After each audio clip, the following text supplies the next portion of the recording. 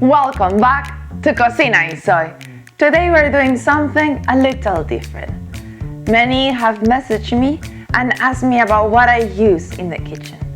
Some are very obvious, like a cutting board or a knife, but here are my 5 kitchen tools that you might not have yet. Number 1, the chef knife. An 8-inch chef knife that you can cut, chop, and slice from vegetables, fish, or meat is like an extension to your hand. Number 2, the 3-quart saucepan. If I had to live with one pot, it will be the 3-quart stainless steel saucepan. It's big enough, but not too big.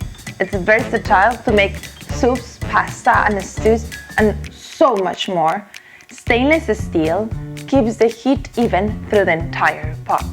Number 3, the non-stick frying pan. If I am allowed to have one more cooking vessel, it will be the non-stick frying pan. You can fry, saute, heat, and do everything the saucepan cannot. One note is that you need to replace it every 2-3 years because the coating deteriorates and stops working. Number 4, the wooden spoon.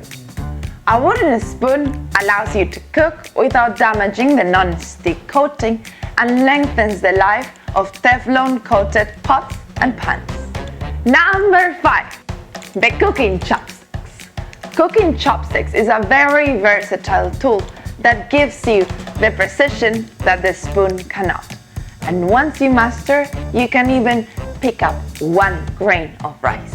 And here it is, my 5 essential kitchen tools you might not have yet. Don't forget to subscribe and give us a thumbs up.